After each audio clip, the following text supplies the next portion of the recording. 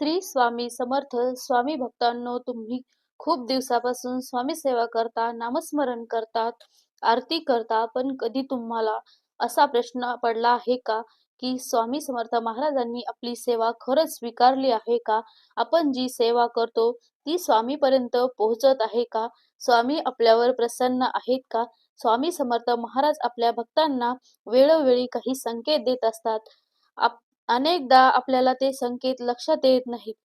पण जर आपण व्यवस्थित ते निरीक्षण केलं तर आपल्याला नक्की जाणवेल की स्वामी आपल्याशी काहीतरी बोलत आहेत. आज आपण या व्हिडिओमध्ये हे संकेत जाणून घेणार आहोत. 5 महत्त्वाचे जाणून घेणार आहोत. हे संकेत जेव्हा तुमच्या जीवनात दिसू लागतात तेव्हा समजायचं की स्वामी समर्थ महाराजांनी तुमची सेवा स्वीकारली आहे. हे फार मोठे चमत्कार नसतात, पण ते तुमच्या मनात, स्वभावात, जीवनात आणि विचारात दिसणारे बदल असतात. हा व्हिडिओ इथेच थांबू नका, पूर्ण बघा, कारण शेवटी एक असा संकेत आहे की तो ऐकल्यावर तुमचं मन काही क्षण शांत होईल. कदाचित तुम्हालाच समजेल की इतके दिवस स्वामी तुमच्याशी बोलत होते, पण तुम्हाला ते काहीच समजले नाही. शेवटचा संकेत तुम्ही फक्त ऐकणार नाही, तर अनुभव घेऊन बघणार आहात.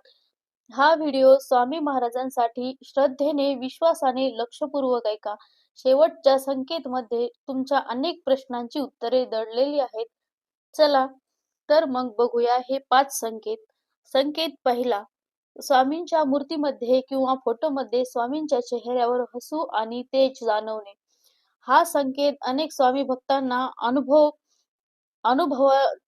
अनुभव आलेला आहे, पण ते त्यांच्याकडे दुर्लक्ष करतात. तुम्ही कधी स्वामींच्या केंद्रात किंवा देवघरात स्वामींच्या मूर्तीसमोर, फोटोसमोर शांत बसला आहात का? काही वेळाने तुम्हाला असं जाणवत आहे का की स्वामी समर्थ महाराज तुमच्याकडे पाहत आहेत? त्यांच्या डोळ्यात तुम्हाला जिवंतपणा जाणवतो, तर मनात असं वाटतं की स्वामी सगळं काही आपल्या मनातील ओळखत आहेत आणि आपल्याकडे बघून हसत आहेत. हा फक्त तुमचा भास नसतो, तर जेव्हा स्वामी भक्त आणि स्वामी यांच्यातील नातं खूप घट्ट होतं, तेव्हा स्वामींच्या भक्ताला मूर्तीमध्ये जिवंतपणा जाणवू लागतो. त्यांच्या चेहऱ्यावर एक एक प्रकारचे तेज आणि प्रसन्नता दिसू लागते. हा अनुभव भक्तांसाठी शब्दात न सांगता येणारा आहे. पण जर तुम्हाला कधी असा अनुभव आला असेल की स्वामींचा अनुभव तर कधी आलेला असेल, तर समजा तुमची सेवा स्वामींच्या अंतःकरणाला स्पर्श करून गेलेली आहे. स्वामींनी तुमची सेवा स्वीकारलेली आहे. संकेत दुसरा, प्रत्येक भक्ताच्या प्रत्येक भक्ताच्या कामात यश मिळू लागणे आणि जीवनातील अडचणी कमी होणे.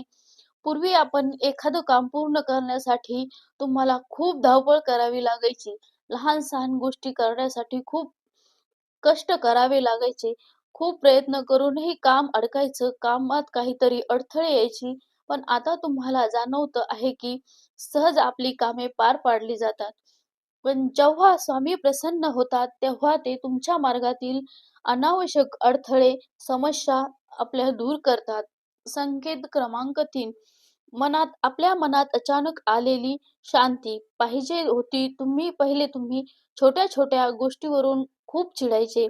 कोणी काहीही बोललं की तुम्हाला खूप राग यायचा. मन तुमचं सतत ताणतणावाखाली असायचं. चिंता, काळजी, अस्वस्थता हे सगळं नेहमी मनात असायचं. पण हळू तुम्हाला जाणवू लागलं की आता आपल्याला पूर्वीसारखं होत नाही. पूर्वी आपण ज्या गोष्टीवरून खूप राग यायचा, त्याच गोष्टी आता मनाला लागत नाही. परिस्थिती तशीच आहेत, लोकही तेच आहेत, अडचणीही तशाच आहेत, पण तुमचं मन बदललं आहे, मन शांत झालं आहे. ही शांती ही शांती बाहेरून आलेली नसते, ती आतून आलेलीच असते. ही शांती म्हणजे स्वामींच्या कृपेची पहिली पायरी आहे. कारण स्वामी प्रथमतः तुमचं मन स्थिर करतात. मन शांत झाले की जीवनातील अर्ध्या समस्या तिथेच संपतात. तुम्हाला जाणवते की आता आपण आधीसारखे चिडचिड करत नाही. आपण लहान-लहान गोष्टींमध्ये आनंद शोधतो. मनात एक वेगळी स्थिरता आलेली असते. हा बदल स्वामींनी घडवलेला असतो. स्वामी सेवेमुळं हे आपोआप घडत असतं. जर तुमच्या जीवनात अशी मनशांती आली असेल, तर समजा स्वामी महाराजांनी तुमची सेवा नक्कीच स्वीकारली आहे. संकेत चौथा, आपल्या वाणीमध्ये गोडवा येणे आणि आत्मविश्वासात वाढ होणे हा संकेत खूप सूक्ष्म आहे पण खूप प्रभावी आहे. तुमच्या बोलण्यात बदल होतो. पूर्वी कदाचित तुम्ही पटकन चिडायचे, खूप पटकन कठोर बोलायचे किंवा आपलं मत मांडताना घाबरायचे.